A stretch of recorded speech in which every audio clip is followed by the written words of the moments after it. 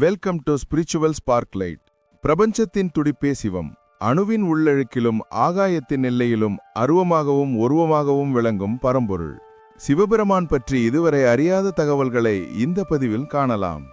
இந்த வீடியோ ரொம்ப இன்ட்ரெஸ்டிங்கா இருக்க போகுது. ஸ்கிப் பண்ணாம ஃபுல் வீடியோ பாருங்க. வாங்க வீடியோக்குள்ள போலாம். பிரபஞ்சத்தின் வடிவமாகவும் அணுவுக்குள் இயக்கமாகவும் இருப்பவர் பரம்பொருளான சிவபெருமான்.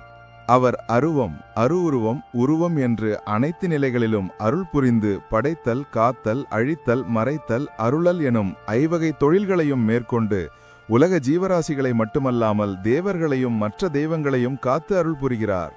தேவர்களும் சரி, விநாயகர், முருகர் போன்ற மற்ற தெய்வங்களும் சரி, தங்களுக்கு சாபத்தின் காரணமாக சோதனையும் துன்பங்களும் ஏற்பட்ட காலங்களில் மூல பரம்பொருளான சிவபெருமானை வழிபட்டே சாப விமோசனம் பெற்றிருக்கிறார்கள். தெய்வங்கள் வழிபட்ட சிவத்தலங்கள் எண்ணற்றவை இருந்தாலும் சில சிவத்தலங்களை இங்கே பார்ப்போம். படைப்பு கடவுள் நான், அனைத்தையும் வடிந்தவன் நான் ஒருவன் மட்டுமே என்று கர்வம் ஏற்பட்டது பிரம்மதேவருக்கு. அவருடைய கர்வத்தை போக்க திருவுள்ளம் கொண்ட முருகப்பெருமான் அவரிடம் பிரணவப் பொருளை விளக்கும்படி கேட்டார். கர்வத்தின் காரணமாக பிரணவப் பொருள் தெரியாமல் விழித்த பிரம்மதேவரை சிறையில் அடைத்து தானே படைக்கும் தொழிலை மேற்கொண்டார். நடந்த நிகழ்ச்சியை அறிந்து கொண்ட சிவபெருமான் முருகனிடம் பிரணவப் பொருளின் விளக்கம் கேட்டார்.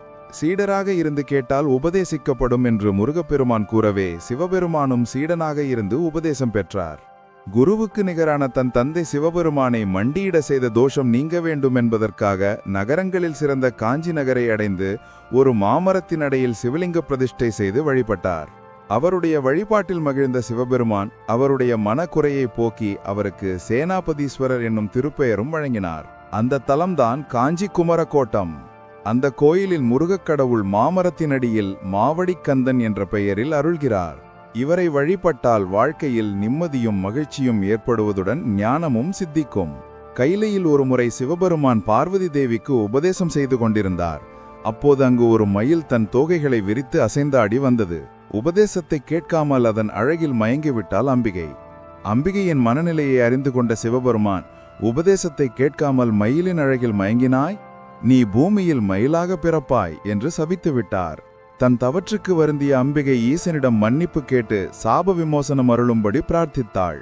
இறைவனும் மனமிறங்கி, பூமியில் மயில் வடிவம் கொண்டு எம்மை வழிபட்டு வா, உரிய காலத்தில் நாம் உனக்கு தரிசனம் தந்து சாப விமோசனமும் வழங்குவோம் என்று கூறினார். அதன்படி அம்பிகை மயில் வடிவம் கொண்டு மயிலாப்பூர் என்னும் தலத்தை அடைந்தாள். அங்கே புன்னை மரத்தின் அடையில் லிங்கத்தை நிறுவி வணங்கி சாப விமோசனம் பெற்றாள். அம்பிகை சாப விமோசனம் பெற்ற தலமே கபாலீஸ்வரர் கோயில். அம்பிகை மயில் வடிவம் கொண்டு இறைவனை வணங்கியதால் திருமயிலை என்றும் மயிலாப்பூர் என்றும் அழைக்கப்படுகிறது.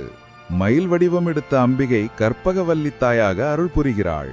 கைலையே மயிலை, மயிலையே கைலை என்று போற்றப்படும் இங்குதான் கபாலீஸ்வரர் அருளால் பாம்பு தீண்டிய பூம்பாவையை திருஞான சம்பந்தர் உயிர் பிழைக்க செய்தார்.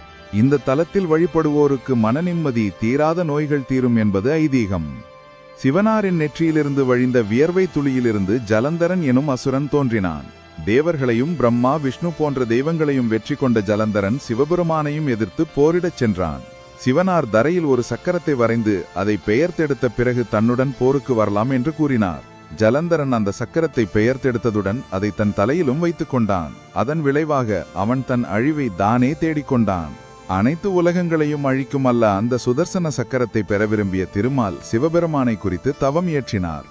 1000 தாமரை மலர்களை பறித்து வந்த திருமால் ஆதி சிவனாரை பூஜித்தார். அவரை சோதிக்க திருவுள்ளம் கொண்ட சிவபெருமான் ஒரு தாமரை மலரை மறைத்து விட்டார். மனம் தளராத திருமால் தன் கண்களில் ஒரு கண்ணையே பிடுங்கி சிவபெருமானுக்கு அர்ச்சிக்க துணிந்தார்.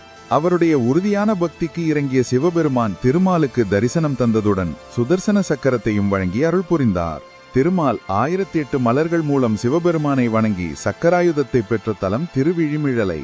திருமாலுக்கு சக்கரத்தை வழங்கிய சிவபெருமான் வீழிநாதேஸ்வரராக அருள் புரிகிறார். இவரை வணங்கினால் கல்யாண வரம் அருள்வார் என்பது நம்பிக்கை. இந்த உலகத்தை படைத்த பிரம்மனுக்கும் சிவனாரை போன்ற 5 தலைகள் இருந்தன. அதனால் தன்னையும் சிவனையும் ஒன்றாக கருதி ஆணவம் கொண்டார் பிரம்மதேவர். பிரம்மதேவருக்கு பாடம் புகட்ட விரும்பிய சிவன் பிரம்மாவின் 5 தலைகளில் ஒன்றை கொய்து படைப்பு தொழிலையும் பறித்துவிட்டார். தன்னுடைய தவற்றை காலம் கடந்தே உணர்ந்த நான்முகன் சிவபெருமானிடம் சாப விமோசனம் அருளும்படி கேட்டார். பூலோகத்தில் ஆங்காங்கே சிவலிங்கத்தை நிறுவி தொடர்ந்து வழிபட்டு வந்தால் உரிய நேரத்தில் விமோசனம் தருவதாக சிவபெருமான் தெரிவித்தார். அதன்படி பூமியில் பல இடங்களில் சிவலிங்க பிரதிஷ்டை செய்து வழிபட்ட பிரம்மதேவர் பிடவூர் என்னும் தலத்தில் சிவபெருமானை வழிபட்டபோது சிவபெருமான் அவருக்கு தரிசனம் தந்து பிரம்மதேவரின் சாபத்தை நீக்கியதுடன் படைப்புத் தொழில் மேற்கொள்வதற்கான ஆற்றலையும் வழங்கினார். பிடவூர் தலம்தான் பிரசித்தி பெற்ற திருப்பட்டூர் தலம் என்பது குறிப்பிடத்தக்கது. பிரம்மதேவர் வழிபட்டதால் இந்த தலத்து இறைவன் பிரம்மபுரீஸ்வரர் என்னும் திருப்பெயர் கொண்டு அருள் புரிகிறார். இவரை வழிபட்டால் நம்முடைய தலைவிதியை மாற்றி நல்வாழ்க்கை அருள் புரிவார் என்பது ஐதீகம்.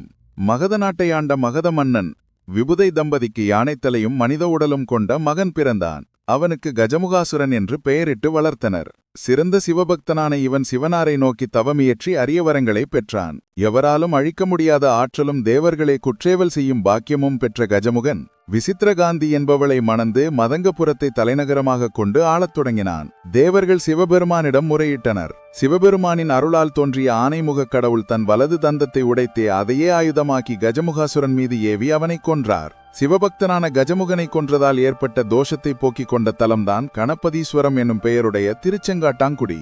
கணபதிக்கு அருள் புரிந்த சிவபெருமான் கணபதீஸ்வரராக அருள் புரிகிறார். இவரை வழிபடும் பக்தர்களின் அனைத்து தோஷங்களும் நீங்குவதாக பக்தர்கள் நம்பிக்கையுடன் சொல்கிறார்கள். நம்முடைய துன்பம் தீருவதற்காக நாம் இறைவனை வழிபடுவது இயல்புதான். ஆனால் நம் பொருட்டு நம் துன்பங்களெல்லாம் நீங்கி மகிழ்ச்சியாக வாழ வேண்டும் என்பதற்காக இறைவன் தன்னைத்தானே வழிபடும் அற்புத அருளாடலும் இந்த புண்ணிய பூமியில் நடைபெறவே செய்கிறது. ஈசனின் அற்புத அருளாடல் நிகழும் அந்த தலம்தான் திருவண்ணாமலை திருத்தலம். திருவண்ணாமலையில் கிரிவலத்தின் போது சிவபெருமானே அருணாச்சலேஸ்வரரை வழிபடுகிறாராக ஐதீகம். கிரிவலம் வருவதன் மூலம் அனைத்து பாவங்களிலிருந்தும் விடுபடலாம் என்பது ஐதீகம். மேலும் இது போன்ற சுவாரஸ்யமான வீடியோக்களுக்கு வீடியோவை லைக் பண்ணுங்க, ஷேர் பண்ணுங்க மற்றும் சுவாரஸ்யமான வீடியோக்களுக்கு சப்ஸ்கிரைப் பண்ணுங்க.